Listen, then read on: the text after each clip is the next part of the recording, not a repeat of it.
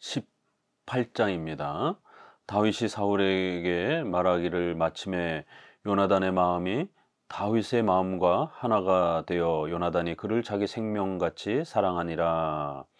에, 그날에 사울은 다윗을 머무르게 하고 그의 아버지 집으로 다시 돌아가기를 허락하지 아니하였고 요나단은 다윗을 자기 생명같이 사랑하여 더불어 언약을 맺었으며 요나단이 자기가 입었던 겉옷을 벗어 다윗에게 주었고 자기의 군복과 칼과 활과 띠도 그리하였더라.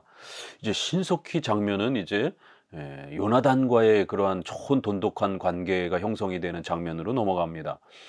왜 이 본문은 다윗의 이런 여러 그 일정 부분들을 자세히 소개하지 않고 아주 중요한 부분만 골라서 이렇게 소개하는가? 그것은 바로 다윗의 그러한 일생을 소개하려고 하는 게 목적이 아니라 바로 다윗을 통해서 이제 아브라함과 다윗으로 이어지는 다윗 왕국을 세우시기 위한 하나님의 은혜와 언약이 다윗 왕국을 통해서 이제 확립이 되고 그것이 장차 그리스도의 왕국을 예표하는 또 그리스도가 오심을 예표하는 중요한 모형으로 쓰여지는 것이기 때문에 신속히 이제 다윗에게 그 왕국이 사울의 왕국이 왕권이 넘어가야 되는 것을 이제 본문은 그 부분을 초점으로 맞추고 설명해 가는 겁니다.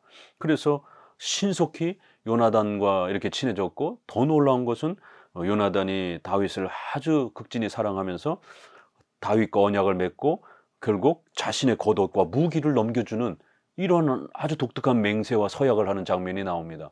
왜 요나단은 다윗에게 이러한 행위를 한 것인가? 무기가도 제대로 없던 이러한 시절에 무기를 넘겨준다라고 하는 것은 자신의 생명을 맡기는 거나 마찬가지입니다. 그리고 옷과 무기는 왕자로서의 그 품위를 나타내는 중요한 고대의 또 이러한 하나의 의복의 문화 속에 보게 되면 왕자로서 다음 왕권을 물려받는 그런 왕자의 신분을 나타내는 소중한 이러한 표시가 되는 것을 다윗에게 넘겨주는 겁니다. 여기에서는 요나단의 이러한 그 다윗과 사랑한 우정도 중요하지만 하나님께서는 이미 이렇게 요나단의 마음속에 새로운 변화의 마음을 주셔서 다윗을 사랑하게 했고 그 사랑도 단순한 우정이 아니라 결국 다윗은 특별한 인물이고 요나단이 왕자로서 물려받아야 될 이 모든 권한이 다윗에게로 넘어가야 된다라는 것을 요나단에게 하나님께서는 그렇게 또 내적인 그러한 성령의 조명을 통해서 마음을 주신 것입니다.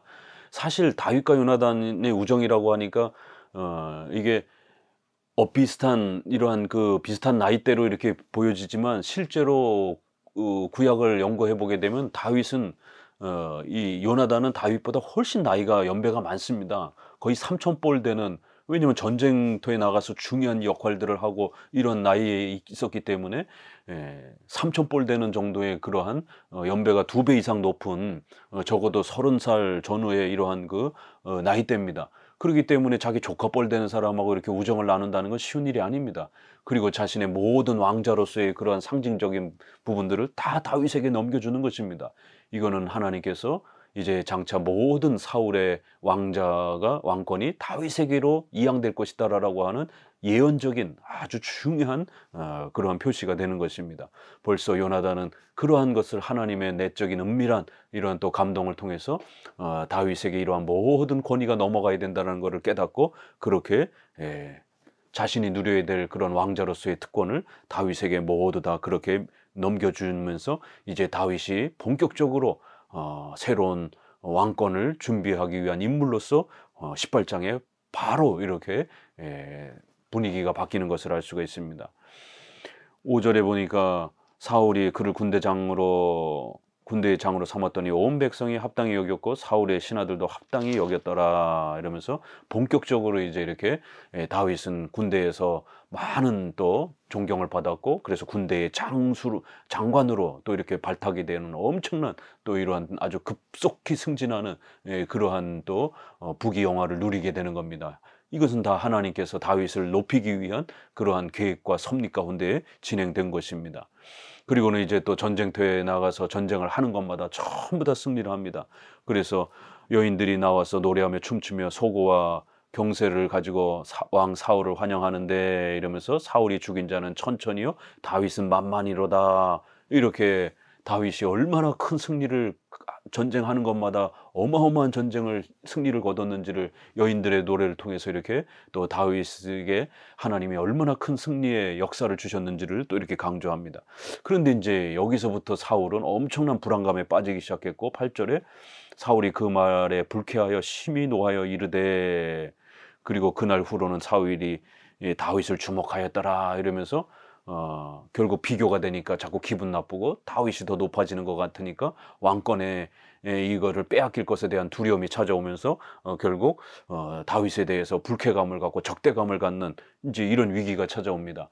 이렇게 다윗은 어린 나이에 사무엘이 기름을 부었으니까 빨리 왕이 되는 것이 아닌가 이렇게 혹시라도 생각할 수 있었지만 또 왕궁으로 이렇게 초대가 되고 전쟁에 이런 엄청난 또 승리도 얻었지만 하나님은 급히 다윗에게 고난과 시련의 시간들을 마련해 두신 것입니다.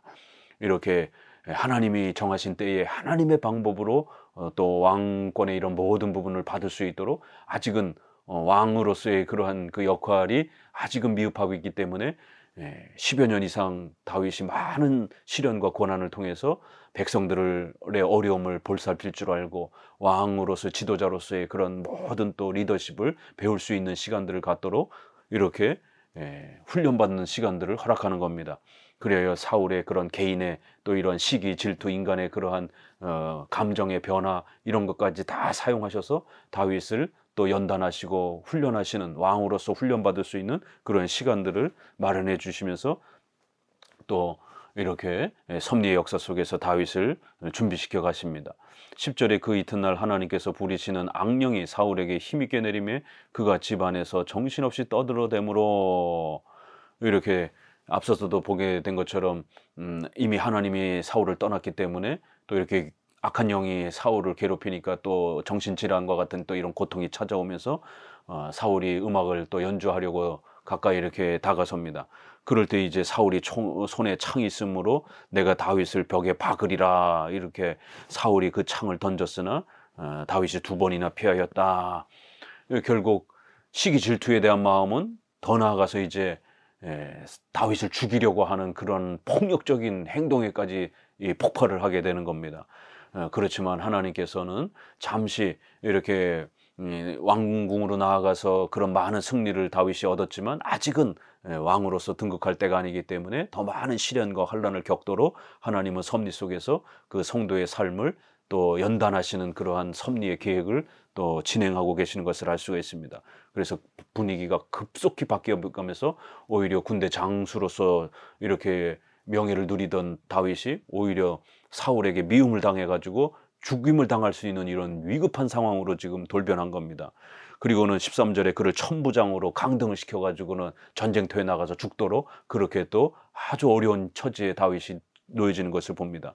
그렇지만 12절에 여호와께서 사울을 떠나 다윗과 함께 계심으로 사울이 그를 두려워한지라.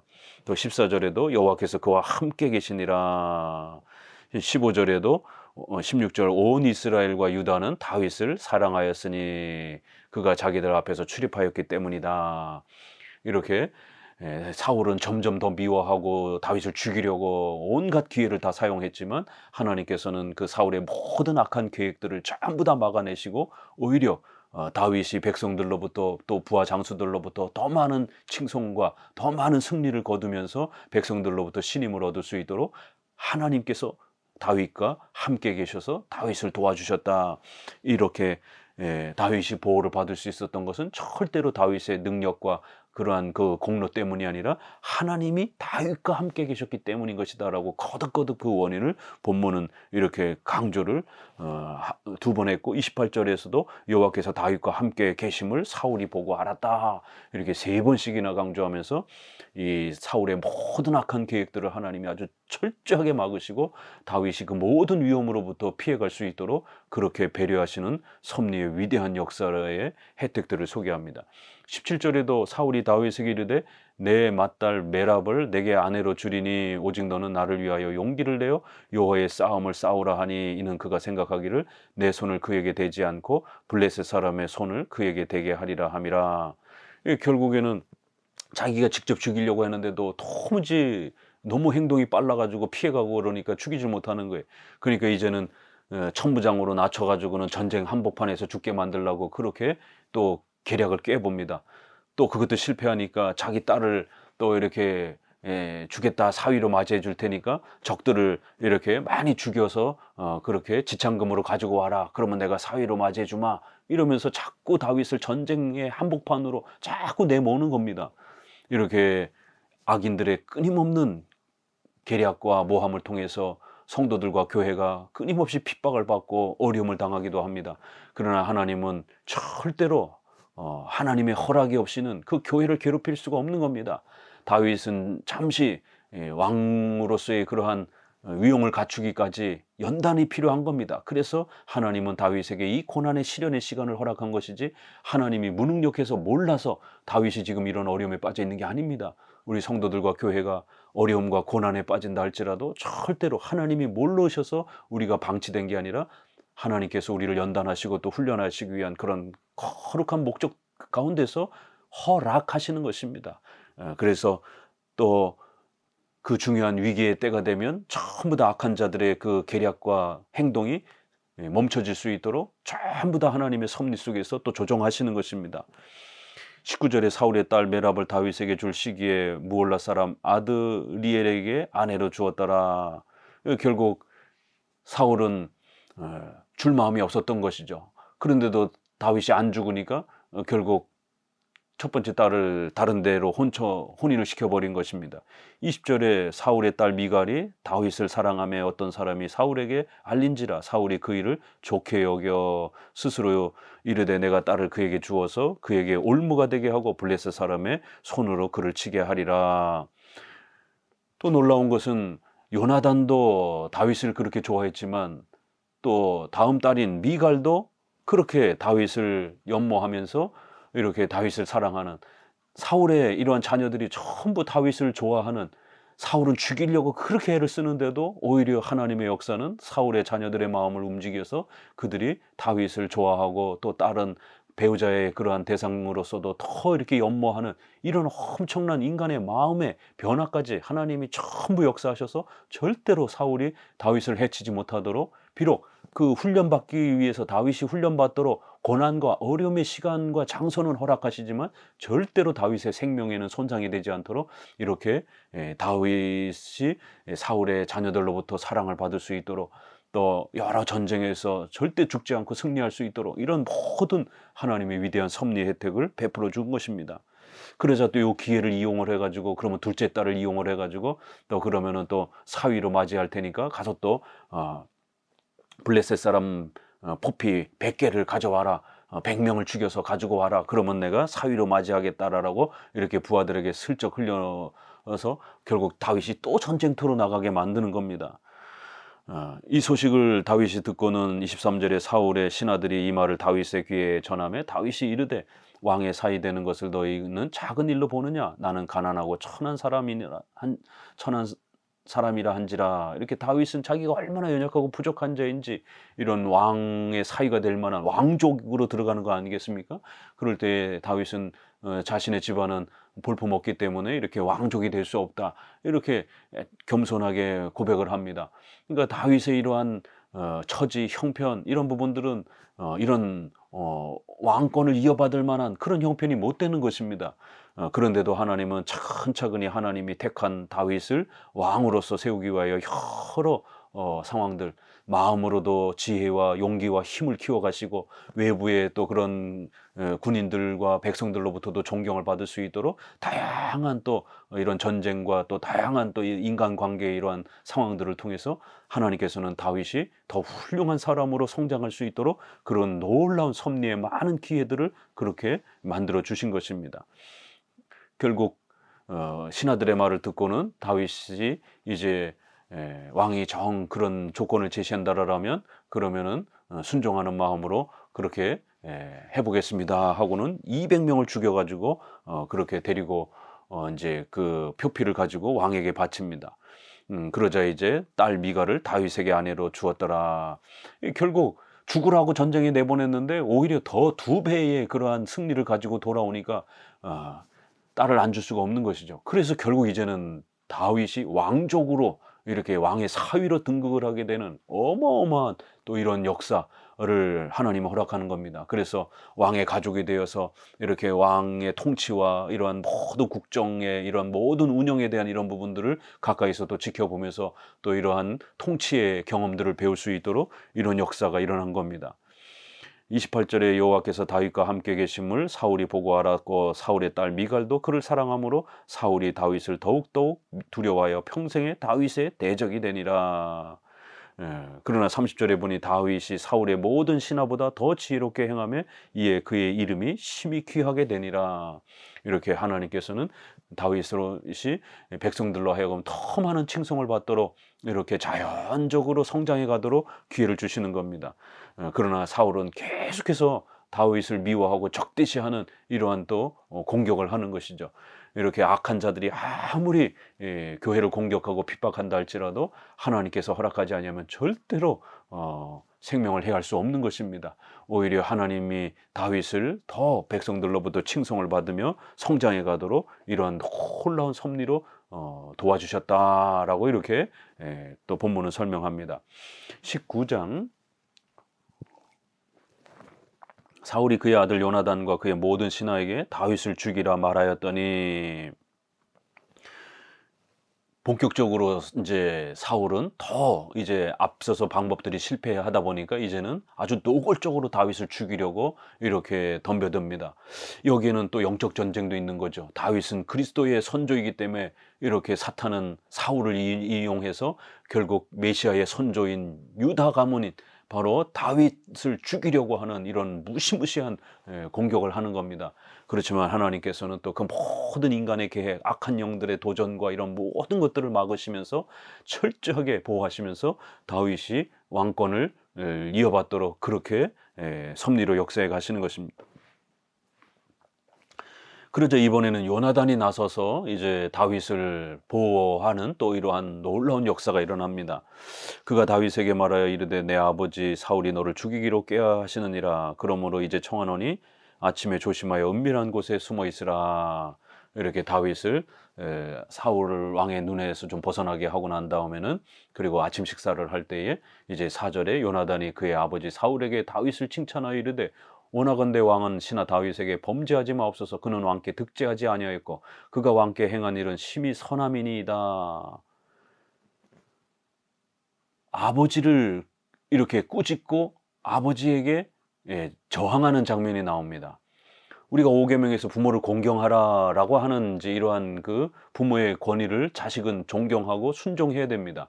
그렇지만 이건 보편 법칙이고 특별히 부모가 권위자가 우리의 생명을 위협한다든가 첫 번째, 두 번째 신앙생활을 못하게 한다든가 예배를 드리러 나가지 못하게 하는 이런 신앙을 핍박한다든가 이 두 가지 조건이 되면 저항할 수 있습니다. 이렇게 5계명은 분명히 복종해야 되는 원칙적 규범이 있고요. 그러나 예외적 규정은 시민의 생명과 교회의 생명과 성도들의 생명이 자녀의 생명이 위험해지거나 또 신앙생활을 못하게 가로막는다든가 이렇게 절체절명의 아주 중요한 우리의 몸의 생명의 위기, 우리 영혼의 이러한 생명의 위기, 이런 예외적 규정이 발동이 되게 되면 아랫사람이라도 반드시 저항할 수 있는 것입니다. 그래서 19장엔 또 이러한 저항론에 대한 아주 중요한 또 국가와 시민으로서 또 이렇게 부모와 자식 간에서 저항의 이런 원칙론들을 소개해 주고 있습니다. 아버지지만 왕이지만 잘못된 부분에 대해서 꾸짖고 거기에 대해서 저항하는 것입니다. 아버지가 죄를 지면 안 된다라고 다윗은 선하게 행동했는데 다윗을 그렇게 핍박하는 것은 이건 우리가 하나님 앞에 범죄하는 것이다. 여호와께서 온 이스라엘을 위하여 큰 구원을 베풀어 주셨는데 다윗을 통하여 이런 역사를 베풀어 주셨는데 다윗을 죽이려고 한다라면 결국 하나님의 은혜를 우리가 거부하는 거고 하나님께 죄를 짓는 겁니다. 이렇게 저항합니다. 5절에서 계속 어찌 까닭없이 다윗을 죽여 무죄한 피를 흘려 범죄하려 하시나이까 사울이 요나단의 말을 듣고 맹세하되 여호와께서 살아계심을 두고 맹세하거니와 그가 죽임을 당하지 아니하리라. 이렇게 두 번에 걸쳐서 다윗을 죽이면 안 됩니다. 무죄한 사람의 피를 흘려서는 안 됩니다. 그렇게 되면 우리가 하나님 앞에 범죄하는 것입니다. 라고 이렇게 저항하는 거면서 다윗의 생명을 보호하는 겁니다. 또 왕과 또 신하 관계에서 요나단은 중요한 또 서브 신하 군대 장관이기 때문에 왕과 또 왕의 권한을 또 이렇게 갖고 있는 군인으로서의 그러한 또 하부 위정자이기 때문에 반드시 왕이 폭정을 휘두르게 되면 시민이 저항하는 것보다는 우선 군대 부하 장수들이 저항을 할 수 있는 겁니다. 이게 기독교 강요에도 국가론에 보게 되면 이제 저항론을 이러한 성경의 이런 구절들을 가지고 와서 왕이 폭정을 행하면서 교회를 핍박하거나 이러게 되면 반드시 밑에 부하 장수들도 칼의 권세를 갖고 있기 때문에 반드시 왕의 폭정에 저항을 해서 죄를 범하지 못하도록 그렇게 행해야 한다. 이제 군대 부하 장수들도 저항할 형편이 못 되면 마지막에 이제 시민적 저항까지 이렇게 저항의 원리를 소개를 합니다.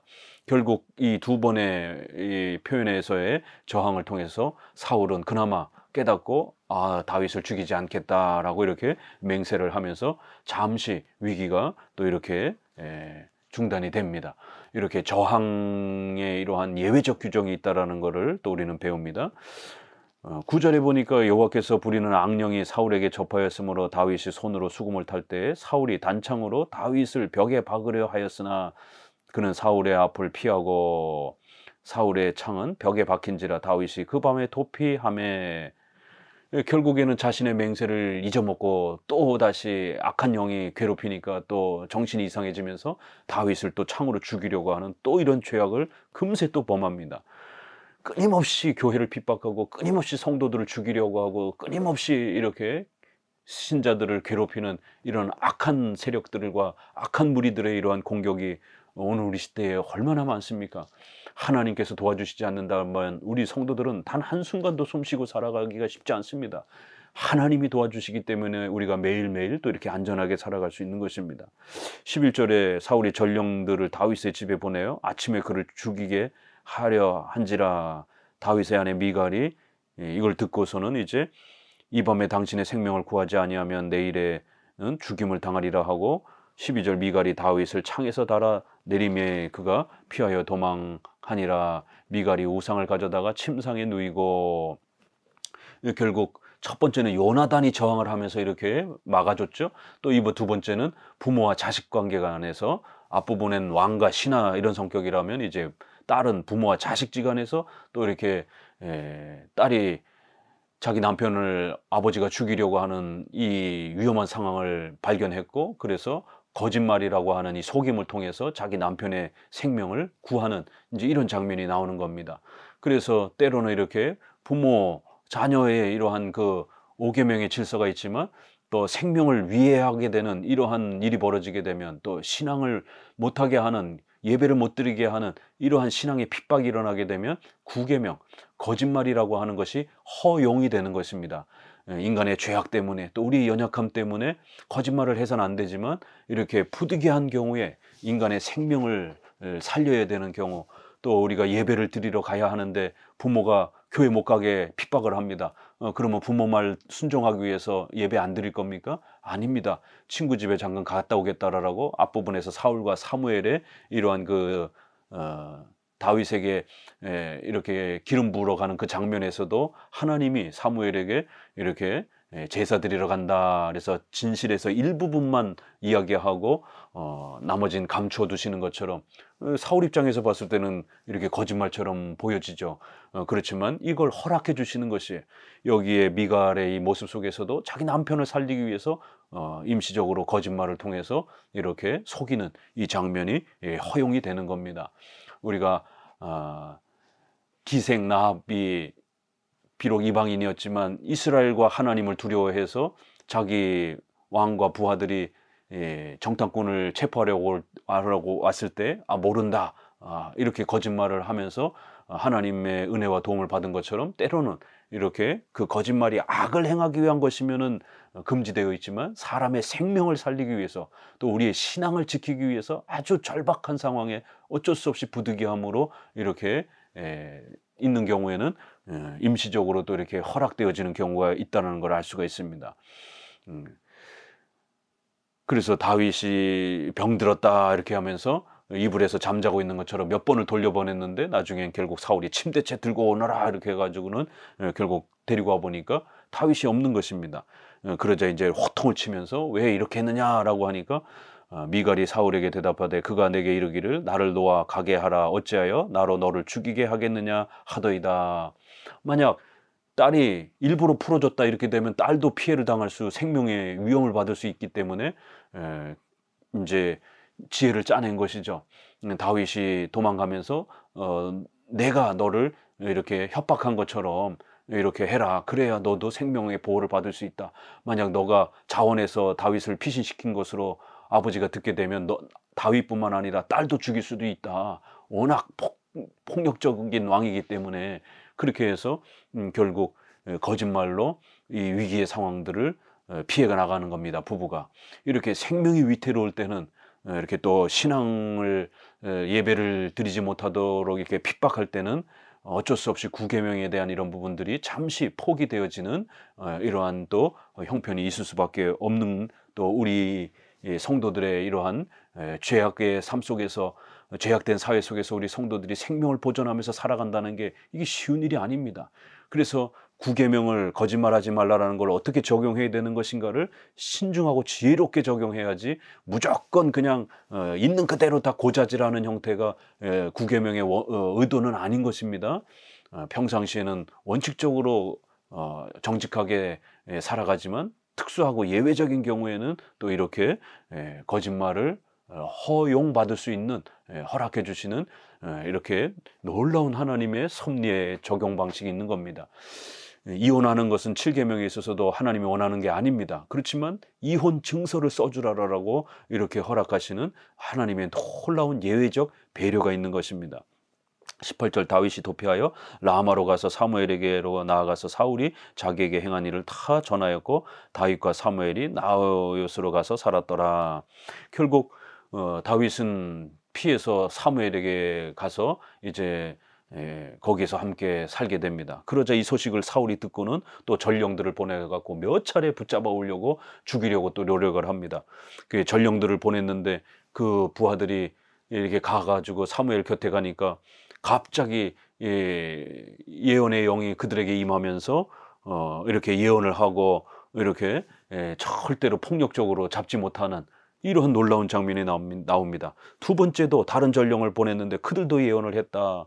세 번째도 보냈는데 그들도 예언을 했다. 이렇게 세 번씩이나 부하들을 보냈는데 절대로 잡지 못하고 오히려 가서 예배를 드리고 있는 것이에요. 오히려 성령에 충만해가지고는 막 예언을 하는 이런 모습을 보이는 겁니다.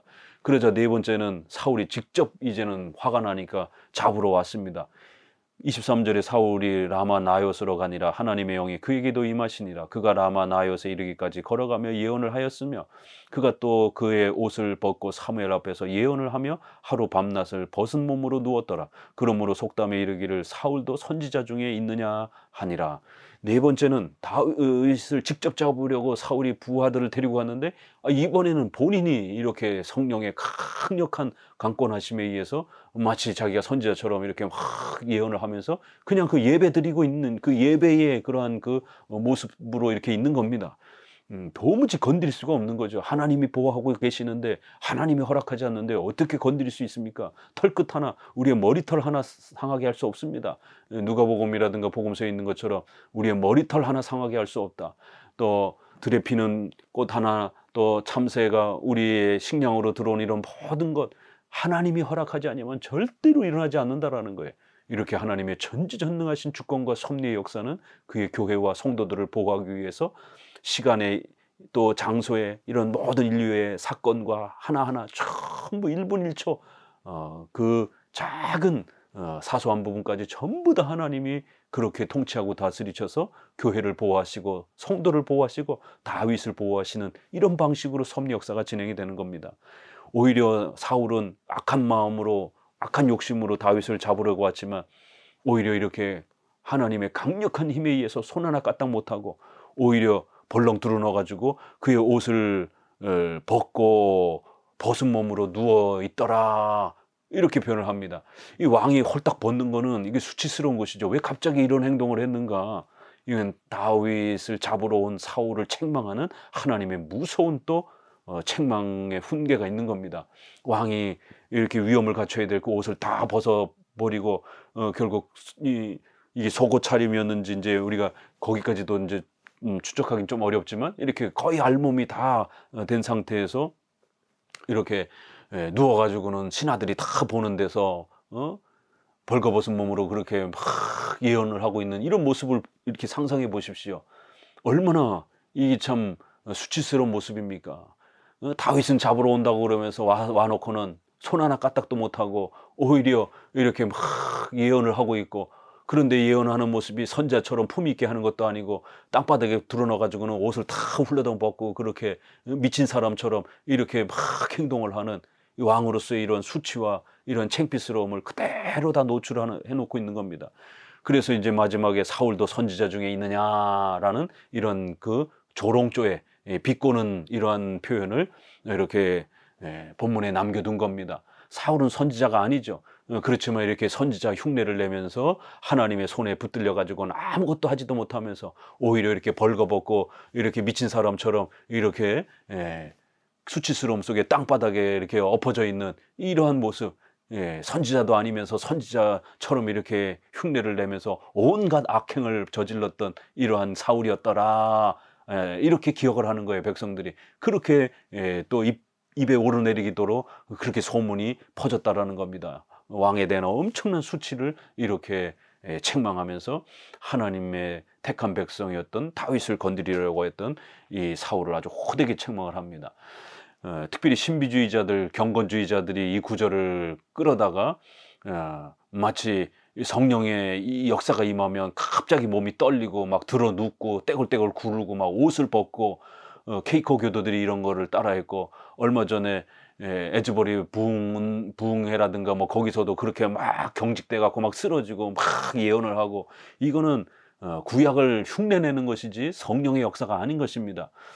여기에서의 이런 모습도 오히려 다윗을 잡으러 온 사울을 책망하는, 꾸짖는, 하나님께서 사울을 수치스럽게 만드는 그런 장면 속에서 땅바닥에 엎드려서 옷을 홀라당 벗고 미친 사람처럼 이렇게 행동하는 그런 수치스러운 모습이지, 이게 정당한 성령의 그러한 그 선지자들의 그런 모습은 아닌 것입니다. 근데 이걸 따라하겠다라고 그렇게 땅바닥에 쓰러져가 떼굴떼굴 구르고 옷을 막 훌러덩 벗고 이런 행동들을 절대로 따라해서는 안 되는 것입니다. 감사합니다.